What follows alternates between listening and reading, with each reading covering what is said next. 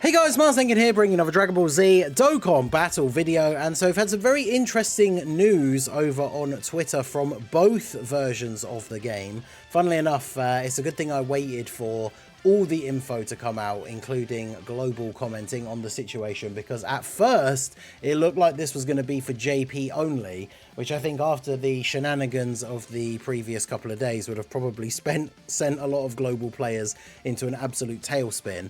But basically JP posted a tweet. You can see it here quoted by the global account. This is basically saying that there is an error in Rosé's passive that is going to be updated for his release. And essentially, I will go into detail here. We got our boy Proton making a bit of a breakdown post just to explain exactly what it means. But essentially, when we saw this post, the immediate response to this JP tweet was that it seemed like physical Rosé was going to be getting a buff of some kind.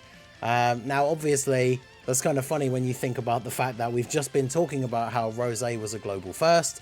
Now he's coming out on JP, and not only is he going to have a banner unit, but his celebration is potentially going to have a part 2 LR as well, which means that it was just a whole weird situation releasing him on global anyway as a global first, only to bring him out on JP later and make a bunch of changes to his celebration. And if they had gone ahead and buffed him on JP and left him the way he was on global, then I think people would have been even more angry, because it would essentially have made releasing him early on global almost completely pointless. So this was the tweet that we got from the global account not long after this tweet from JP.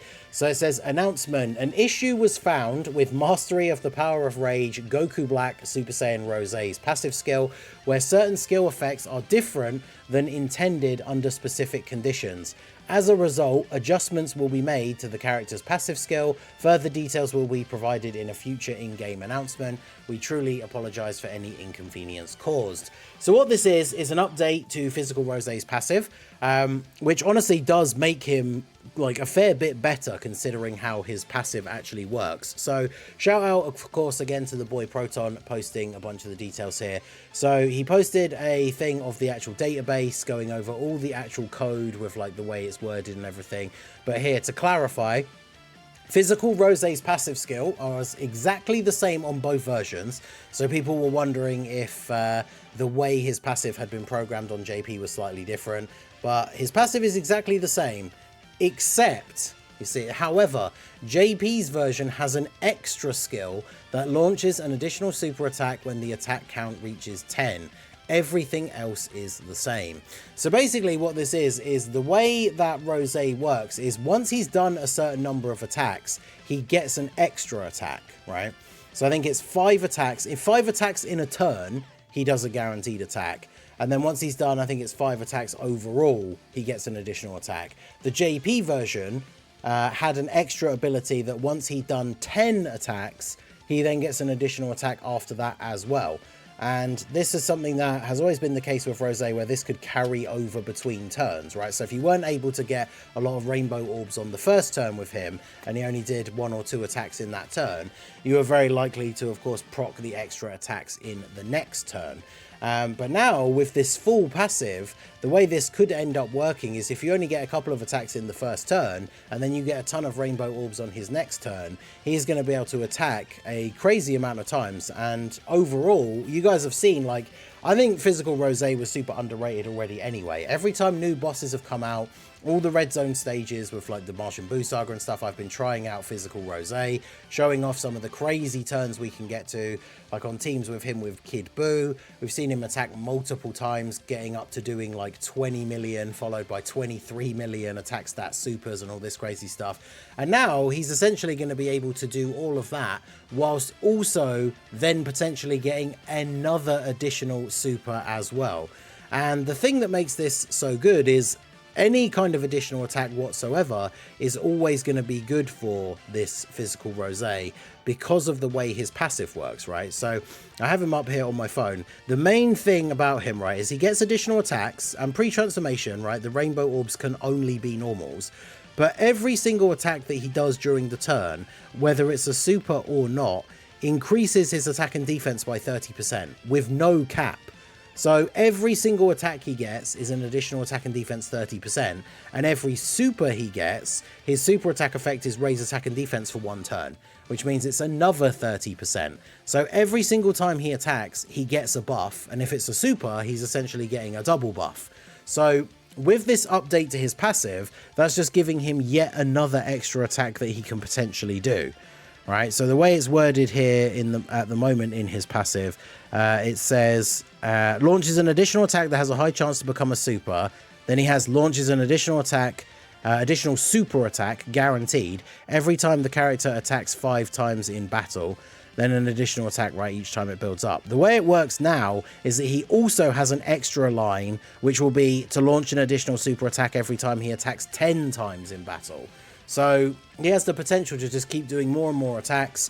This is supposed to apply to his transformed state as well. And so, of course, we know in his transformed state, even though it's only a rare chance, his additionals from the rainbow orbs have the chance to become supers as well. So this means that this guy has the potential to be putting out even more damage. Even additional normals are giving him buffs, but another additional super is another 2 buffs, because it's the 30% buff from his passive and the 30% buff from his super attack. This gives Rose, on the right rotations with big bad bosses and potentially support active, the ability to get well over 2 million defense in one go. And then, yeah, be particularly tanky. Untransformed, he still has 30% damage reduction after attacking. So for people who are tempted to summon on JP, and even people who do have him on Global, it's kind of exciting because I've been really looking forward to using him on AGL Broly's team. When Broly gets his domain up, his domain buffs Rose. You can't use Rose's one, of course, until they give us some kind of update. But that Rose will be affected by Broly's domain buff, and then be getting this extra attack as well, potentially. So he's going to look very, very strong. Now, there's been a couple of interesting thoughts and theories. I made a comment here on the global thing.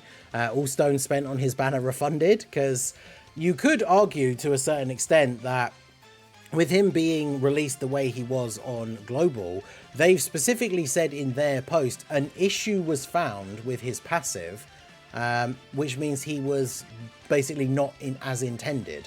So I don't think it's like a thing that definitely is going to happen, but I feel like you could make an argument there that that kind of comes under like false advertising for the banner. Like if a unit was advertised on a banner and on the banner their passive was wrong, that would be one of those banners where we would expect to see a refund. So what's so interesting is it's taken all this time for him to release on on JP for them to apparently realize that there's an issue with his passive, which I think is very interesting. And then the other thing, I was replying to some tweets about it here. There's one in particular that I was trying to find, where basically someone, I think it was Platty, was saying about the potential, yeah, here we go, the potential of him being added to the FRIEZA banner. Because someone did mention this previously, and I actually said in an earlier video that I think it was maybe too soon for him to come back on a banner. But then someone pointed out in the comments of that video that he came out on Global before Gohan and Piccolo. And Gohan and Piccolo would have been expected to return on FRIEZA's banner as their first return on Global. So there is a possibility that both physical Goku Black and that AGL Trunks are going to end up being featured on FRIEZA's banner. Which would actually be pretty good for Global, especially if we were losing out on some of the weaker characters from that banner like AGL Ginyu, Tech Bardock, or even Physical Turles. And now that he's getting this buff on Global, it would be good for him to be on the banner, because then of course it gives people a chance to actually get him who didn't get him before. You could pick him up with coins because he'd be on the banner, and obviously I'd be more than happy to get some dupes for him while summoning for FRIEZA as well. So let me know what you guys think down below in the comment section. Very interesting. The whole Global First Rose thing kind of seems like just a huge mess now. The fact that no banner unit, he's being buffed now that he's coming out on JP, because apparently they just forgot that there was an issue with his passive, and it's just been left as an issue in game all this time until he's about to come out on JP. But I mean, as someone who likes this unit, defends this unit, thinks he's underrated, I'm definitely happy to see him get a buff. I'm looking forward to using him on Broly's team when all the anniversary stuff drops. So let me know what you guys think of this situation down below in the comment section. So that is going to be it for the video, guys. This has been the Masked Ningen. Smash that like button, subscribe to the channel if you are new. Check out the links down below for the Discord and the merch store, and I will see you all again soon. Have a good one.